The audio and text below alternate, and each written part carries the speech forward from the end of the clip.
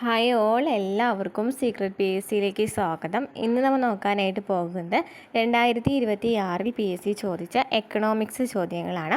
അപ്പോൾ 2026 ചോദിച്ച ഓരോ സബ്ജക്റ്റ് വൈസ് ആയിട്ട് ചോദ്യങ്ങൾ നമ്മൾ ചെയ്തിട്ടുണ്ട്.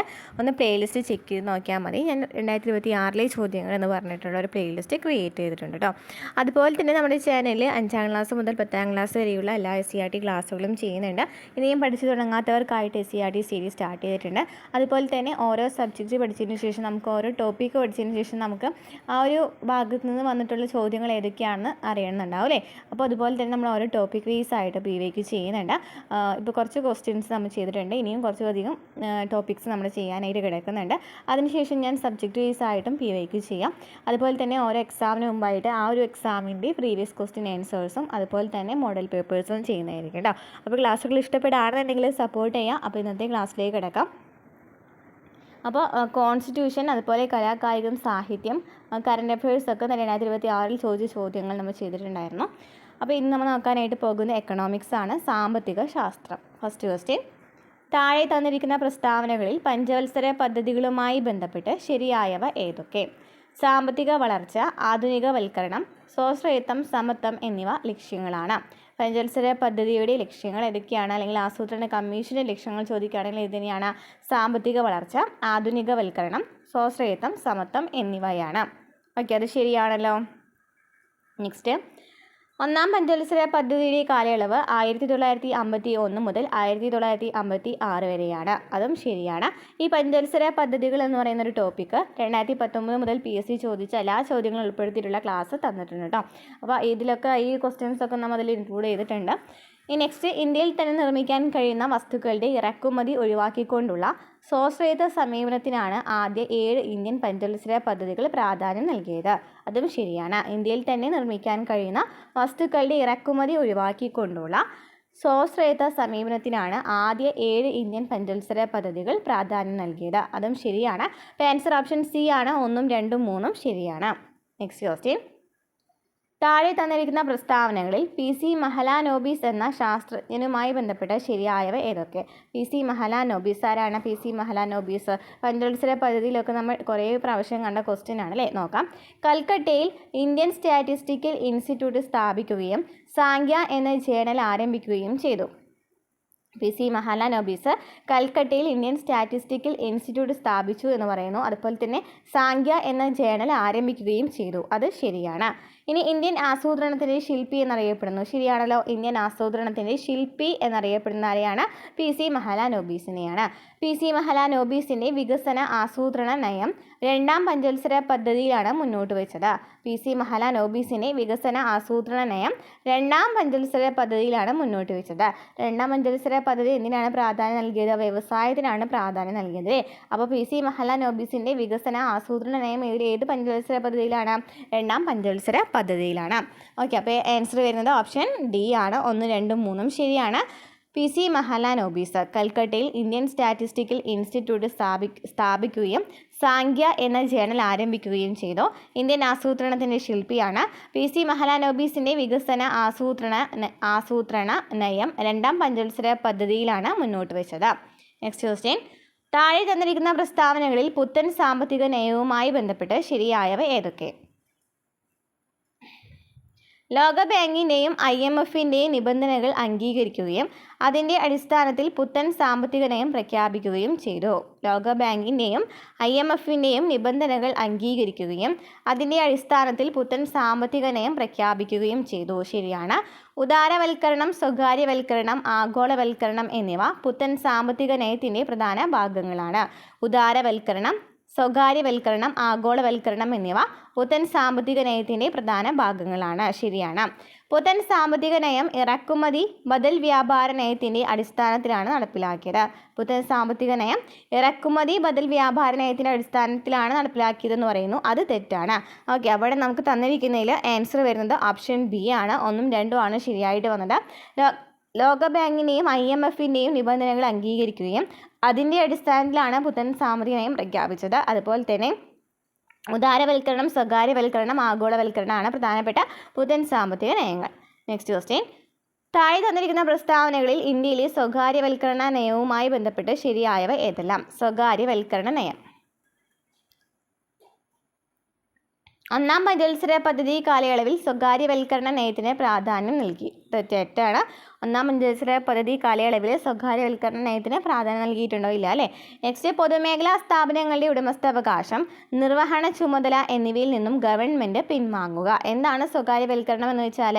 പൊതുമേഖലാ സ്ഥാപനങ്ങളുടെ ഉടമസ്ഥാവകാശം, നിർവഹണ ചുമതല എന്നിവയിൽ നിന്നും ഗവൺമെൻറ് പിൻവാങ്ങുക. പൊതുമേഖലാ സ്ഥാപനങ്ങളുടെ ഓഹരികൾ ഭാഗികമായി സ്വകാര്യ മേഖലയ്ക്ക് വിൽക്കുക. പൊതുമേഖലാ സ്ഥാപനങ്ങളുടെ ഓഹരികൾ ഭാഗികമായി സ്വകാര്യ മേഖലയ്ക്ക് വിൽക്കുക. അത് ശരിയാണ്. അപ്പോൾ ഇവിടെ ശരിയായിട്ട് വന്നത് ഇതാണ് ആൻസർ. ഓപ്ഷൻ എ ആണ് വരുന്നത്. 2, 3 മാത്രമാണ് ശരിയായിട്ട് വന്നത്. നെക്സ്റ്റ്, ചെറുകിട വ്യവസായവുമായി ബന്ധപ്പെട്ട് താഴെ കൊടുത്തിരിക്കുന്നവയിൽ യോജിക്കാത്ത പ്രസ്താവന ഏത്? 1955 കാർവേ കമ്മിറ്റി ഗ്രാമവികസനത്തിൽ ചെറുകിട വ്യവസായങ്ങളുടെ സാധ്യത എടുത്തു പറയുന്നു. 1955 കാർവേ കമ്മിറ്റിയിൽ കാർവേ കമ്മിറ്റി എന്ന് പറയുന്നതാണ് ഗ്രാമവികസനവുമായി ബന്ധപ്പെട്ട് വരുന്ന കമ്മിറ്റിയാണ്. അതിൽ ചെറുകിട വ്യവസായങ്ങളുടെ സാധ്യത എടുത്തു പറഞ്ഞിട്ടുണ്ട്. ശരിയാണ്. 1950 പരമാവധി 5 ലക്ഷം രൂപ വരെ നിക്ഷേപം നടത്തിയ യൂണിറ്റുകളെയാണ് ചെറുകിട വ്യവസായ യൂണിറ്റുകളായി പരിഗണിച്ചത്. 1950 പരമാവധി 5 ലക്ഷം രൂപ വരെ നിക്ഷേപം നടത്തിയിട്ടുള്ള യൂണിറ്റുകളെയാണ് ചെറുകിട വ്യവസായ യൂണിറ്റുകളായി പരിഗണിച്ചത്. ശരിയാണ്. ചെറുകിട വ്യവസായങ്ങൾ കൂടുതൽ തൊഴിലവസരങ്ങളും സൃഷ്ടിക്കുന്നുണ്ട്. ശരിയാണ്. ചെറുകിട വ്യവസായ മേഖലയുടെ പുരോഗതിക്കായി ഉയർന്ന എക്സൈസ് തീരുവയും ഉയർന്ന പലിശ നിരക്കിലുള്ള ബാങ്ക് വായ്പയും ചെറുകിട വ്യവസായങ്ങൾക്ക് നൽകി എന്ന് പറയുന്നു. അതാണ് അവിടെ തെറ്റായിട്ട് വന്നത്. നെക്സ്റ്റ് ക്വസ്റ്റ്യൻ, താഴെ പറയുന്നവരിൽ ആർക്കാണ് 2024 സാമ്പത്തിക ശാസ്ത്രത്തിന് നോബൽ പുരസ്കാരം ലഭിച്ചത്? 2024 സാമ്പത്തിക ശാസ്ത്രത്തിന് നോബൽ പുരസ്കാരം ലഭിച്ചത് ആർക്കാണ്? ആൻസർ ഓപ്ഷൻ ഡി ആണ് വരുന്നത്. Simon Johnson. 2024 പറഞ്ഞിരിക്കുന്നത് കേട്ടോ. 2025 സാമ്പത്തിക ശാസ്ത്രത്തിന് നോബൽ സമ്മാനം ലഭിച്ചത് ജോയൽ മോക്കിയർ, അതുപോലെ ഫിലിപ്പ് അഗിയോൺ, അതുപോലെ തന്നെ പീറ്റർ ഹോവിറ്റ് എന്നിവർക്കാണ് 2025 സാമ്പത്തിക ശാസ്ത്രത്തിന് നോബൽ സമ്മാനം ലഭിച്ചത്. Philippe Aghion, Peter Howitt, Joel Mokyr 2025 സാമ്പത്തിക ശാസ്ത്ര നോബൽ സമ്മാനം ലഭിച്ചവരാണ്. 2024 ആർക്കാണ്? സൈമൺ ജോൺസണും അതുപോലെ തന്നെ ജെയിംസ് എ റോബിൻസൺ, അതുപോലെ ഡാറോൺ എക്കമോഗ്ലു എന്നിവർക്കൊക്കെയാണ് ലഭിച്ചിട്ടുണ്ടായിരുന്നത്. 3 പേരുണ്ട്. ഡാറോൺ എക്കമോഗ്ലു, സൈമൺ ജോൺസൺ, ജെയിംസ് റോബിൻസൺ എന്നിവർക്കാണ് 2024 സാമ്പത്തിക ശാസ്ത്ര നോബൽ സമ്മാനം ലഭിച്ചത്. നെക്സ്റ്റ് ക്വസ്റ്റ്യൻ, 2025 വർഷത്തിൽ പ്രസിദ്ധപ്പെടുത്തിയ ആഗോള പട്ടിണി സൂചിക അനുസരിച്ച് ഏറ്റവും ദരിദ്രമായ രാഷ്ട്രം ഏതാണ്? 2025 വർഷത്തിൽ പ്രസിദ്ധപ്പെടുത്തിയ ആഗോള പട്ടിണി സൂചിക അനുസരിച്ച് ഏറ്റവും ദരിദ്രമായ രാഷ്ട്രം ഏതാണ്? ആൻസർ വരുന്നത് ഏതാണ്? ഓപ്ഷൻ ഡി ആണ്, സോമാലിയ. ഹരിത വിപ്ലവവുമായി ബന്ധപ്പെട്ട് താഴെ പറയുന്നതിൽ ശരിയായത് ഏത്? അത്യുൽപാദന ശേഷിയുള്ള വിത്തിനങ്ങൾ ഉപയോഗിച്ചു. ശരിയാണ്. രാസവളങ്ങളും കീടനാശിനികളും ഉപയോഗിച്ചു. ശരിയാണ്. ദരിദ്ര കർഷകർ, ധനിക കർഷകർ എന്നിങ്ങനെയുള്ള അന്തരം ഇല്ലാതായി. തെറ്റാണ് അല്ലേ. അന്തരം വർദ്ധിക്കുകയാണ് ചെയ്തിട്ടുണ്ടായിരുന്നത്. അപ്പോൾ ഇവിടെ ശരിയായിട്ടുള്ളത് ഏതാണ്? ആൻസർ ഓപ്ഷൻ ബി ആണ്. 1ഉം 2ഉം ആണ് ശരിയായിട്ട് വന്നത്. നെക്സ്റ്റ് ക്വസ്റ്റ്യൻ, പുത്തൻ സാമ്പത്തിക പരിഷ്കാരത്തിൽ പെടാത്തത് ഏത്? ഉദാരവൽക്കരണം, വ്യവസായവൽക്കരണം, സ്വകാര്യവൽക്കരണം, ആഗോളവൽക്കരണം. ഏതാണ്? രണ്ടാമത്തെയാണ് വരാത്തത്. വ്യവസായവൽക്കരണം ഇല്ല. അപ്പോൾ ആൻസർ വരുന്നത് ഏതാണ്? ഓപ്ഷൻ എ ആണ് വരുന്നത് അല്ലേ. എ ആണ്, 2 മാത്രം. നെക്സ്റ്റ് ക്വസ്റ്റ്യൻ, ഇന്ത്യൻ പ്ലാനിങ്ങുമായി ബന്ധപ്പെട്ട് ശരിയല്ലാത്തത് ഏത്? ഇന്ത്യൻ പ്ലാനിങ്ങിൻ്റെ ശില്പി PC മഹാലാനോബിസ് ആണ്. ശരിയാണ്. സോവിയറ്റ് മാതൃകയിലുള്ള പഞ്ചവത്സര പദ്ധതികളാണ് ഇന്ത്യ സ്വീകരിച്ചത് അല്ലേ. റഷ്യയിൽ നിന്നാണ് പഞ്ചവത്സര പദ്ധതികളൊക്കെ കടമെടുത്തിട്ടുള്ളത്, അറിയാലോ. അപ്പോൾ സോവിയറ്റ് മാതൃകയിലുള്ള പഞ്ചവത്സര പദ്ധതികളാണ് ഇന്ത്യ സ്വീകരിച്ചത്. ശരിയാണ്. 1947 ഇന്ത്യയിൽ പ്ലാനിങ് ആരംഭിച്ചത്. അത് തെറ്റാണ് അല്ലേ വരുന്നത്. 1950 മാർച്ച് 15 ആസൂത്രണ കമ്മീഷൻ രൂപീകരിക്കുന്നത്. ഓക്കെ, അപ്പോൾ ആൻസർ വരുന്നത് ഓപ്ഷൻ എ ശരിയല്ലാത്തതാണ്. ഓപ്ഷൻ സി ആണ്. 3 മാത്രമാണ്. നെക്സ്റ്റ് ക്വസ്റ്റ്യൻ, താഴെ പറയുന്നതിൽ ഇന്ത്യൻ ആസൂത്രണത്തിൻ്റെ ലക്ഷ്യങ്ങൾ എന്തെല്ലാം? സാമ്പത്തിക വളർച്ച, സ്വാശ്രയത്വം, നീതി, നവീകരണം. ഇവിടെ നമുക്ക് തന്നിരിക്കുന്നതിൽ ഈ ഒരു ക്വസ്റ്റ്യൻ ക്യാൻസലാക്കിയിട്ടുണ്ടായിരുന്നു. കാരണം എന്താണെന്ന് വെച്ചാൽ നമുക്കറിയാം സാമ്പത്തിക വളർച്ച, ആധുനികവൽക്കരണം, സ്വാശ്രയത്വമാണ് നമ്മൾ പഠിച്ചിട്ടുണ്ടായിരുന്നത് അല്ലേ. 3 ലക്ഷ്യങ്ങൾ എന്ന് പറഞ്ഞിട്ടുള്ളത് അല്ലേ. നീതി വരുന്നില്ല. ഈ 3 എണ്ണമാണ് ഉണ്ടായിരുന്നത്. പക്ഷെ നമുക്ക് ആധുനികവൽക്കരണത്തിന് പകരം നവീകരണമാണ് തന്നിട്ടുണ്ടായിരുന്നത്. പിന്നീട് വന്ന PSC ആൻസർ കീയിൽ അത് നവീകരണം എന്ന് പറയുന്നത് ശരിയായിട്ടാണ് കൊടുത്തതെന്നാണ് പറഞ്ഞത്. ഓക്കെ, അപ്പോൾ ആൻസർ വരുന്നത് ഇവിടെ നമുക്ക് തന്നിരിക്കുന്നതിൽ എന്താണ് ഈ ഒരു ക്വസ്റ്റ്യൻ തന്നെ ക്യാൻസലായിട്ട് പോയിട്ടുണ്ടായിരുന്നു ആൻസർ കീ വന്നപ്പോൾ. നെക്സ്റ്റ് ക്വസ്റ്റ്യൻ, ഫൈനൽ ആൻസർ കീയിൽ അത് റെഡി ആയിട്ട് കൊടുത്തിട്ടുണ്ടെന്ന് തോന്നുന്നു കേട്ടോ. നെക്സ്റ്റ് ക്വസ്റ്റ്യൻ, കേന്ദ്ര ബാങ്കിൻ്റെ ധർമ്മങ്ങളിൽ പെടാത്തതേത്? കേന്ദ്ര ബാങ്കിൻ്റെ ധർമ്മങ്ങളിൽ പെടാത്തതേത്? കറൻസി നോട്ട് അച്ചടിച്ചിറക്കുക, അത് ശരിയാണ് അല്ലേ. അതുപോലെ തന്നെ ബാങ്കുകളുടെ ബാങ്ക്, നികുതി നിരക്ക് നിശ്ചയിക്കുക എന്ന് പറയുന്നത് കേന്ദ്ര ബാങ്കിൻ്റെ ധർമ്മത്തിൽ വരുന്നില്ല. ഗവൺമെൻറ്റിൻ്റെ ബാങ്ക് എന്നറിയപ്പെടുന്നതും കേന്ദ്ര ബാങ്കാണ്. ആൻസർ ഓപ്ഷൻ ബി ആണ്. 3 മാത്രമാണ് അവിടെ തെറ്റായിട്ട് വന്നത്. നെക്സ്റ്റ് ക്വസ്റ്റ്യൻ, നീതി ആയോഗുമായി ബന്ധപ്പെട്ട് ശരിയായത് ഏത്? ആസ്ഥാനം ന്യൂഡൽഹിയിൽ നീതി ഭവനാണ്.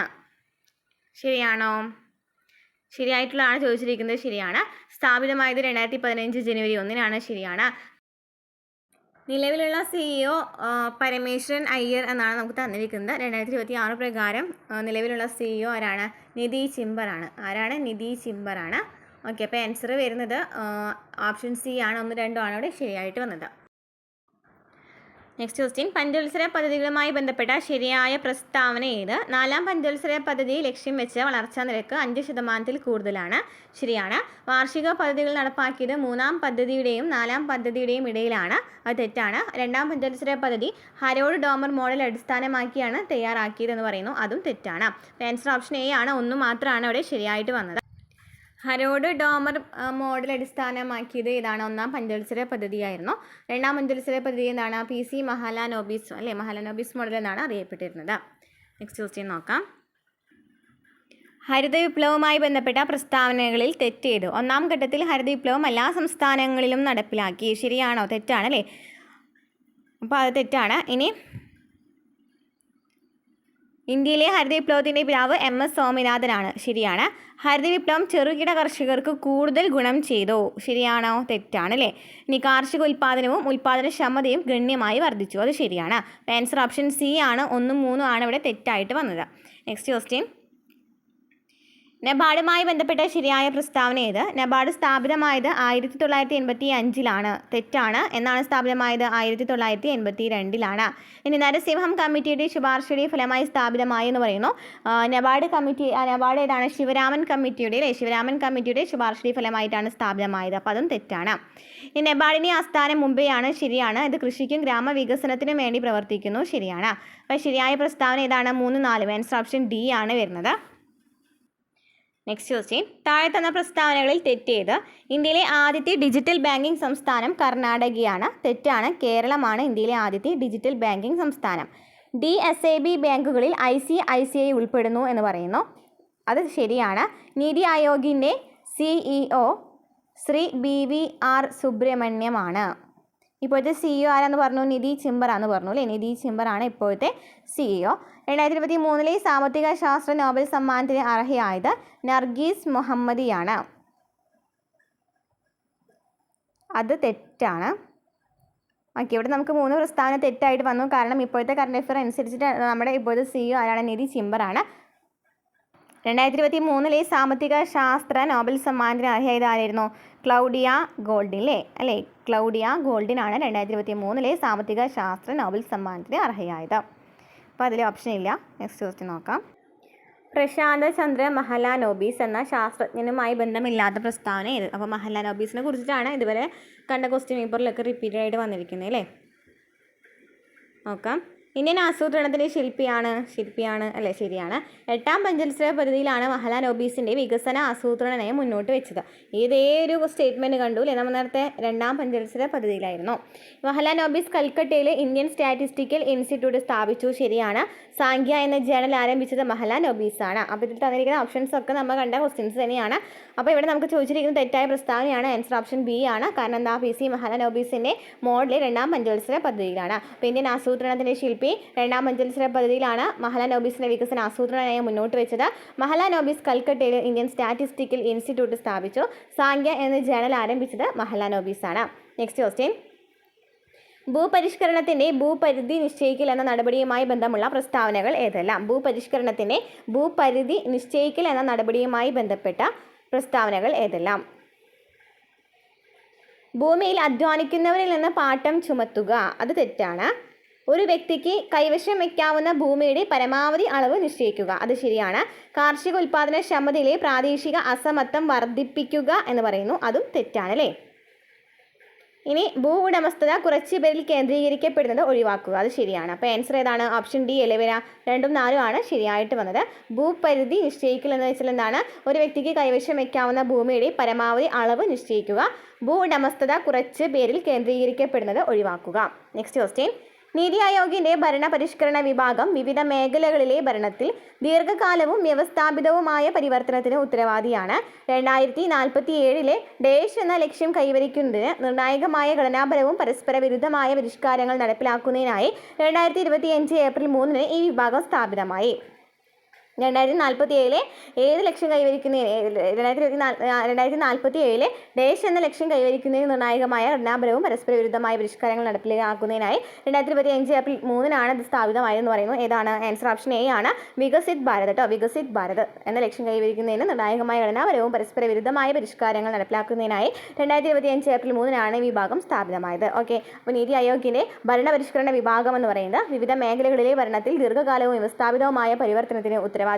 2047 വികസിത് ഭാരത് എന്ന ലക്ഷ്യം കൈവരിക്കുന്നതിന് നിർണായകമായ ഘടനാപരവും പരസ്പര വിരുദ്ധമായ പരിഷ്കാരങ്ങൾ നടപ്പിലാക്കുന്നതിനായിട്ട് വികസിത് ഭാരത് എന്ന് പറയുന്ന ആശയമാണ് അവിടെ വരുന്നത്. അതുപോലെ തന്നെ 2025 ഏപ്രിൽ 3 ഈ ഒരു ഭരണപരിഷ്കരണ വിഭാഗം സ്ഥാപിതമായത്. Next question. ഉദാരവൽക്കരണവുമായി ബന്ധമില്ലാത്ത നയം ഏത്? ഇറക്കുമതി ചുങ്കനിരക്ക് കുറച്ചു കൊണ്ടുവരിക. ബന്ധമില്ലാത്ത പ്രസ്താവനയാണ് ചോദിച്ചിരിക്കുന്നത്, അത് ശരിയാണ്.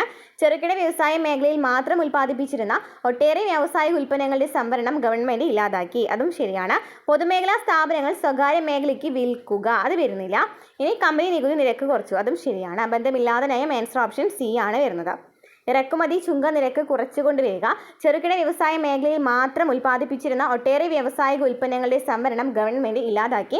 കമ്പനി നികുതി നിരക്ക് കുറച്ചു, ഉദാരവൽക്കരണത്തിൽ വരുന്നവയാണ്. നെക്സ്റ്റ്. ഗാട്ട് എന്ന സംഘടനയുടെ പിൻഗാമിയായി 1995 നിലവിൽ വന്ന സംഘടന ഏതാണ്? ഗാട്ട് എന്ന സംഘടനയുടെ പിൻഗാമിയായി 1995 നിലവിൽ വന്ന സംഘടന ഏതാണ്? ആൻസർ ഓപ്ഷൻ ഡി ആണ്. ലോക വ്യാപാര സംഘടന. ഹരിത വിപ്ലവത്തിൻ്റെ നേട്ടങ്ങളിൽ ഉൾപ്പെടാത്തത് ഏത്? ഭക്ഷ്യധാന്യങ്ങളുടെ വില കുറഞ്ഞു, അത് ശരിയാണോ? ശരിയാണല്ലേ. ഇനി കമ്പോള മിച്ചം വർദ്ധിച്ചു. കമ്പോള മിച്ചം വർദ്ധിച്ചു, ശരിയാണ്. ഗോതമ്പ് വിപ്ലവം എന്ന് അറിയപ്പെട്ടു.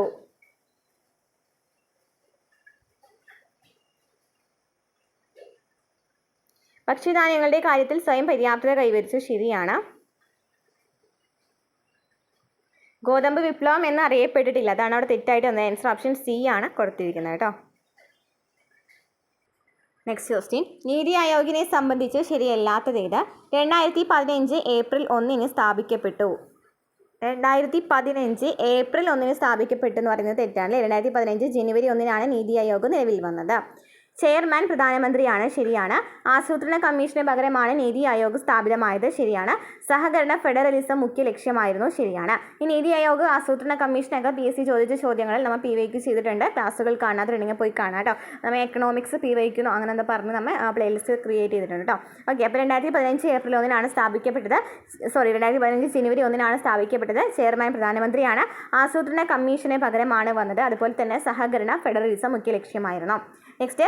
നവരത്ന, മിനിരത്ന എന്നീ വാക്കുകൾ താഴെ തന്നിരിക്കുന്നവയിൽ ഏതുമായി ബന്ധപ്പെട്ടിരിക്കുന്നു? ഏതാണ് ഈ Navratna, Miniratna? Answer option D ആണ് വരുന്നത്. ബന്ധപ്പെട്ടിരിക്കുന്നത് ഏതൊക്കെയാണ്? സാമ്പത്തിക പരിഷ്കാരങ്ങൾ 1991, അതുപോലെ തന്നെ സ്വകാര്യവൽക്കരണം, ഇന്ത്യൻ വ്യവസായ മേഖല. Next question. Securities and exchange board of India SEBI സ്ഥാപിതമായത് എന്നാണ്? സെബി സ്ഥാപിതമായത് എന്നാണ്? ആൻസർ ഓപ്ഷൻ ഡി ആണ്. 1988 ഏപ്രിൽ 12 സെബി സ്ഥാപിതമായത്. 1988 ഏപ്രിൽ 12. ഹരിത വിപ്ലവവുമായി ബന്ധമില്ലാത്തത് ആരാണ്? നോർമൻ ബാർലോഗ് വരുന്നുണ്ട് അല്ലേ. ഇന്ത്യൻ ഹരിത വിപ്ലവത്തിൻ്റെ പിതാവ് ഡോക്ടർ MS സ്വാമിനാഥനാണ്. എന്നാൽ ഹരിത വിപ്ലവത്തിൻ്റെ പിതാവ് ചോദിക്കുകയാണെങ്കിൽ ആരാണ്? നോർമൻ ബോർലോഗാണ്. അങ്ങനെ ഡോക്ടർ MS സ്വാമിനാഥൻ ഇന്ത്യൻ ഹരിത വിപ്ലവത്തിൻ്റെ പിതാവാണ്. വില്യം ഗൗഡാണ് ഹരിത വിപ്ലവം എന്ന പദം ആദ്യമായിട്ട് നിർദ്ദേശിച്ചത്, അപ്പോൾ അതും വരുന്നുണ്ട്. ഇനി ഡോക്ടർ രാജാറാം വരുന്നില്ല. അപ്പോൾ ഇവിടെ നമുക്ക് ബന്ധമില്ലാത്തത് ആരാണ് വന്നത്? ആൻസർ ഓപ്ഷൻ ഡി ആണ്, 4 മാത്രം. 2025-26 വർഷത്തേക്കുള്ള ഇന്ത്യയുടെ കേന്ദ്ര ബജറ്റിൽ പ്രഖ്യാപിച്ച ഇന്ത്യയുടെ ധനക്കമ്മി GDPയുടെ എത്ര ശതമാനമാണ്? 2025-26 വർഷത്തേക്കുള്ള ഇന്ത്യയുടെ കേന്ദ്ര ബജറ്റിൽ പ്രഖ്യാപിച്ച ഇന്ത്യയുടെ ധനക്കമ്മി GDPയുടെ എത്ര ശതമാനമാണ്? ആൻസർ ഓപ്ഷൻ എ ആണ് 4.4%. 4.4%. Next question. മിശ്ര സമ്പദ് വ്യവസ്ഥ എന്നതുകൊണ്ട് ഉദ്ദേശിക്കുന്നത്? മിശ്ര സമ്പദ് വ്യവസ്ഥ എന്ന് വെച്ചാൽ എന്താണ്? പൊതുമേഖലയും സ്വകാര്യ മേഖലയും ഉണ്ട് അല്ലേ? തുല്യ പ്രാധാന്യമാണ് മിശ്ര സമ്പദ് വ്യവസ്ഥ, പൊതുമേഖലയും സ്വകാര്യ മേഖലയും. നെക്സ്റ്റ്, താഴെ തന്നിരിക്കുന്നതിൽ ഹരിത വിപ്ലവത്തിൻ്റെ ഘടകങ്ങൾ ഏതൊക്കെ? അത്യുൽപാദന ശേഷിയുള്ള വിത്തുകൾ ഉപയോഗിച്ചു, ജലസേചനം ഇല്ലേ, രാസവള പ്രയോഗമൊക്കെ ഉപയോഗിച്ചിട്ടുണ്ടായിരുന്നു. ആൻസർ ഓപ്ഷൻ ഡി ആണ്. എല്ലാം ശരിയാണ്. നെക്സ്റ്റ്, ഇന്ത്യൻ ഭരണഘടനയിലെ പഞ്ചവത്സര പദ്ധതികൾ എന്ന സങ്കല്പം ഏത് രാജ്യത്തു നിന്നാണ് കടമെടുത്തത്? നമ്മൾ നേരത്തെ പറഞ്ഞു, റഷ്യയിൽ നിന്നാണ് കടമെടുത്തിരിക്കുന്നത്. ഇന്ത്യൻ ജനസംഖ്യയുടെ 70% ആളുകൾ ഏർപ്പെട്ടിരിക്കുന്ന മേഖല? 70% ആളുകളും പ്രാഥമിക മേഖലയിലാണ്. താഴെ പറയുന്നതിൽ സാമ്പത്തിക വികസനത്തിൻ്റെ അളവുകോൽ ഏത്? സാമ്പത്തിക വികസനത്തിൻ്റെ അളവുകോൽ പ്രതിശീർഷ വരുമാനം. സാമ്പത്തിക വികസനത്തിൻ്റെ അളവുകോൽ ഏതാണ്? പ്രതിശീർഷ വരുമാനം. താഴെ പറയുന്നതിൽ കേന്ദ്ര ഗവൺമെൻറ് കളക്ട് ചെയ്യാത്ത നികുതി ഏതാണ്? തൊഴിൽ നികുതിയാണ് കളക്ട് ചെയ്യാത്തത്. വരുമാന നികുതി, കസ്റ്റംസ് തീരുവ, എക്സൈസ് ഡ്യൂട്ടിയൊക്കെ കേന്ദ്ര ഗവൺമെൻറ് കളക്ട് ചെയ്യുന്നവയാണ്. Next question. ചേരുംപടി ചേർക്കുക. ദശവർഷ പദ്ധതി M Visvesvaraya. Gandhian plan SN Agarwal. ദേശീയ ആസൂത്രണ committee Jawaharlal Nehru. Bombay plan GRD Tata. Answer option C ആണ് വരുന്നത്. ദശവർഷ പദ്ധതി M Visvesvaraya, Gandhian plan SN Agarwal, ദേശീയ ആസൂത്രണ committee Jawaharlal Nehru, Bombay plan GRD Tata. ലോകത്തിലെ ഏറ്റവും വലിയ ഇരുമ്പ് ഖനിയായ കാരജാസ് സ്ഥിതി ചെയ്യുന്ന രാജ്യം ഏതാണ്? കാരജാസ് സ്ഥിതി ചെയ്യുന്ന എവിടെയാണ്? ബ്രസീലിലാണ്. താഴെ നൽകിയിരിക്കുന്ന സൂചനകളുടെ അടിസ്ഥാനത്തിൽ സ്ഥാപനത്തിൻ്റെ പേര് കണ്ടെത്തുക. 1982 നിലവിൽ വന്നു. ഏതാണ്? കാർഷിക മേഖല വികസനം, ഗ്രാമീണ മേഖല വികസനമായിരുന്നു പ്രധാനപ്പെട്ട ലക്ഷ്യം. ഗ്രാമീണ വായ്പയുടെ ഒരു ഉന്നത സ്ഥാപനം തന്നെയാണിത്. ഏതാണ്? ആൻസർ ഓപ്ഷൻ സി ആണ്. നെബാർഡാണ്. നെബാർഡ് 1982 നിലവിൽ വന്നു. കാർഷിക മേഖല വികസനം, ഗ്രാമീണ മേഖല വികസനമാണ് പ്രധാനപ്പെട്ട ലക്ഷ്യം. ഗ്രാമീണ വായ്പയുടെ ഒരു ഉന്നത സ്ഥാപനമാണ്. ഹരിത വിപ്ലവവുമായി ബന്ധപ്പെട്ട് താഴെ കൊടുത്തിരിക്കുന്നതിൽ യോജിക്കാത്ത പ്രസ്താവന ഏത്? ഹരിത വിപ്ലവം ധനികരായ കർഷകർക്കാണ് കൂടുതൽ ഗുണം ചെയ്തത്. നേരത്തെ നമ്മുടെ ഓപ്ഷനിൽ കണ്ടിട്ടുണ്ടായിരുന്നു, ചെറുകിട കർഷകർക്കാണ് കൂടുതൽ ഗുണം ചെയ്തതെന്ന് തന്നിട്ടുണ്ടായിരുന്നു. ഇപ്പോൾ തെറ്റായിട്ട് വന്നു. അപ്പോൾ ആർക്കാണ്? ധനികരായ കർഷകർക്കാണ് കൂടുതൽ ഗുണം ചെയ്തത്. അത്യുൽപാദന ശേഷിയുള്ള വിളകൾക്ക് കീടങ്ങളുടെ ആക്രമണ സാധ്യത കൂടുതലാണ്. ശരിയാണല്ലോ. അത്യുൽപാദന ശേഷിയുള്ള വിളകൾക്ക് കീടങ്ങളുടെ ആക്രമണ സാധ്യത കൂടുതലാണ്. ഗവൺമെന്റിന് പൊതുവിതരണ സമ്പ്രദായത്തിലൂടെ കുറഞ്ഞ വിലയ്ക്ക് പാവങ്ങൾക്ക് ഭക്ഷ്യധാന്യം വിതരണം ചെയ്യാൻ സാധിച്ചു. ഗവൺമെന്റിന് പൊതുവിതരണ സമ്പ്രദായത്തിലൂടെ കുറഞ്ഞ വിലയ്ക്ക് പാവങ്ങൾക്ക് ഭക്ഷ്യധാന്യം വിതരണം ചെയ്യാൻ സാധിച്ചു. അതും ശരിയാണ്. Answer option D. ഒന്നല്ല. അവിടെ ഇല്ലാത്ത പ്രസ്താവനകൾ ഇവിടെ ഒന്നുമില്ല. നെക്സ്റ്റ്, 1991 പുത്തൻ സാമ്പത്തിക പരിഷ്കരണവുമായി ബന്ധപ്പെട്ട ശരിയായ പ്രസ്താവനകൾ ഏതെല്ലാം? പ്രസ്താവന 1, വിദേശ നിക്ഷേപകർക്ക് ഇന്ത്യയിൽ നിക്ഷേപം നടത്താൻ അനുമതി നൽകി. അത് ശരിയാണ്. അപകടകരമായ വസ്തുക്കൾ ഒഴികെയുള്ള വസ്തുക്കളുടെ ഇറക്കുമതിക്കുള്ള ലൈസൻസ് നടപടിക്രമങ്ങൾ നിർത്തലാക്കി. അതും ശരിയാണ്. പ്രത്യക്ഷ പരോക്ഷ നികുതി നിരക്കുകൾ കുറച്ചു. അതും ശരിയാണ്. ആൻസർ ഓപ്ഷൻ എ ആണ്. പ്രസ്താവന 1, 2, 3 എന്നിവ ശരിയാണ്. വിദേശ നിക്ഷേപകർക്ക് ഇന്ത്യയിൽ നിക്ഷേപം നടത്താൻ അനുമതി നൽകി. അപകടകരമായ വസ്തുക്കൾ ഒഴികെയുള്ള വസ്തുക്കളുടെ ഇറക്കുമതിക്കുള്ള ലൈസൻസ് നടപടിക്രമങ്ങൾ നിർത്തലാക്കി. പ്രത്യക്ഷ പരോക്ഷ നികുതി നിരക്കുകൾ കുറച്ചു. ചരക്ക് സേവന നികുതിയിൽ ഉണ്ടായിരുന്ന ഏത് സ്ലേബുകളാണ് പരിഷ്കരണത്തിന്റെ ഭാഗമായി ഒഴിവാക്കപ്പെട്ടത്? Answer option B. 12%, 28%. Next question. ഇന്ത്യയുടെ നൈപുണ്യ വികസന പരിപാടികളുമായി ബന്ധപ്പെട്ട് താഴെ തന്നിരിക്കുന്ന പ്രസ്താവനകളിൽ ശരിയായവ തിരഞ്ഞെടുക്കുക. 2009 ഇന്ത്യയുടെ ആദ്യത്തെ നൈപുണ്യ വികസന പദ്ധതി പ്രഖ്യാപിക്കുകയും തുടർന്ന് നാഷണൽ സ്കിൽ ഡെവലപ്മെൻറ്റ് കോർപ്പറേഷൻ ആരംഭിക്കുകയും ചെയ്തു. 2009 ഇന്ത്യയുടെ ആദ്യത്തെ നൈപുണ്യ വികസന പദ്ധതി പ്രഖ്യാപിക്കുകയും അതുപോലെ തന്നെ തുടർന്ന് നാഷണൽ സ്കിൽ ഡെവലപ്മെൻറ്റ് കോർപ്പറേഷൻ ആരംഭിക്കുകയും ചെയ്തു. ശരിയാണ്. പ്രധാനമന്ത്രി കൗശൽ വികാസ് യോജനയുടെ കീഴിൽ വ്യവസായാധിഷ്ഠിത നിപുണതകളിൽ യുവജനങ്ങൾക്ക് പരിശീലനം നൽകുന്നു. ശരിയാണ്. കേരളം ഉൾപ്പെടെയുള്ള ദക്ഷിണേന്ത്യൻ സംസ്ഥാനങ്ങൾക്ക് വേണ്ടി നൈപുണ്യ വികസന മന്ത്രാലയം നടപ്പിലാക്കുന്ന പരിശീലന പരിപാടിയാണ് ഉഡാൻ പദ്ധതി എന്ന് പറയുന്നു. അത് തെറ്റാണ്. ഇന്ത്യയിൽ യുവജനങ്ങളുടെ കർമ്മശേഷി മറ്റു രാജ്യങ്ങൾക്ക് കൂടി പ്രയോജനപ്രദമാക്കാൻ വേണ്ടി ഉന്നതമായ പരിശീലനം ലഭ്യമാക്കുന്നതിന് വേണ്ടിയാണ് ഇന്ത്യൻ നാഷണൽ സ്കിൽ സെൻ്ററുകൾ സ്ഥാപിക്കുന്നത്. ആൻസർ ഓപ്ഷൻ എ ആണ്. 1, 2, 4 ആണ് ശരിയായിട്ട് വരുന്നത്. 2009 ഇന്ത്യയുടെ ആദ്യത്തെ നൈപുണ്യ വികസന പദ്ധതി പ്രഖ്യാപിക്കുകയും തുടർന്ന് നാഷണൽ സ്കിൽ ഡെവലപ്മെന്റ് കോർപ്പറേഷൻ ആരംഭിക്കുകയും ചെയ്തു. പ്രധാനമന്ത്രി കൗശൽ വികാസ് യോജനയുടെ കീഴിൽ വ്യവസായാധിഷ്ഠിത നിപുണതകൾ യുവജനങ്ങൾക്ക് പരിശീലനം നൽകുന്നുണ്ട്. അതുപോലെ ഇന്ത്യയിൽ യുവജനങ്ങളുടെ കർമ്മശേഷി മറ്റ് രാജ്യങ്ങൾക്ക് കൂടി പ്രയോജനപ്രദമാക്കാൻ വേണ്ടി ഉന്നതമായ പരിശീലനം ലഭ്യമാക്കുന്നതിന് വേണ്ടിയാണ് ഇന്ത്യൻ നാഷണൽ സ്കിൽ സെന്ററുകൾ സ്ഥാപിക്കുന്നത്.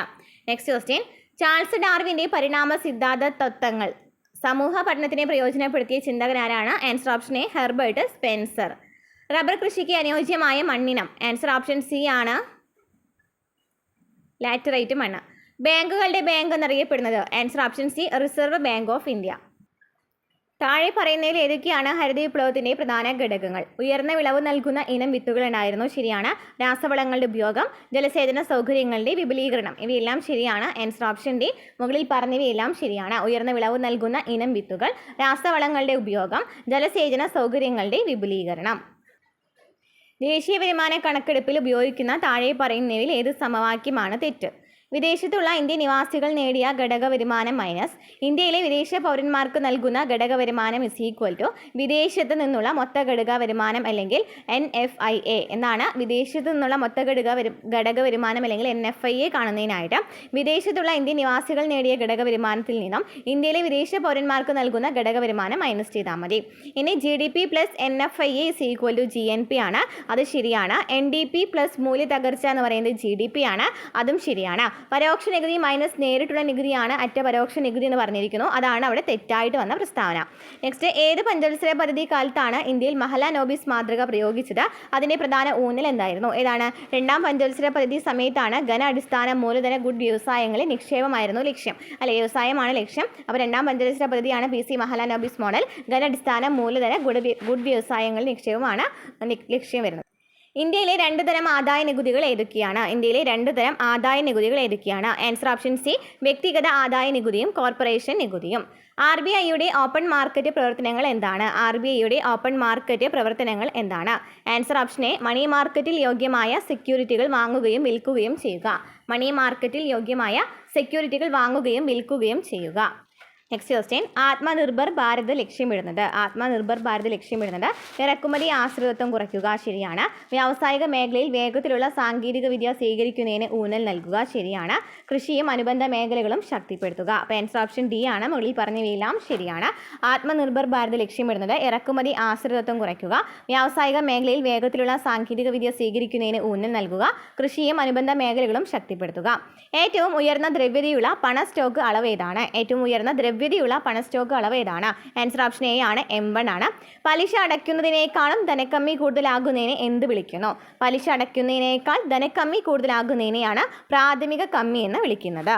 നെക്സ്റ്റ് ക്വസ്റ്റ്യൻ, മഹലാനോബിസ് മാതൃകയെ അടിസ്ഥാനമാക്കിയുള്ള രണ്ടാം പഞ്ചവത്സര പദ്ധതി ഊന്നൽ നൽകിയത് ഏതിനൊക്കെയാണ്? ഏതിനാണ്? ഘനവ്യവസായങ്ങളുടെ വളർച്ചയിലായിരിക്കണം ശ്രദ്ധ കേന്ദ്രീകരിക്കേണ്ടത്.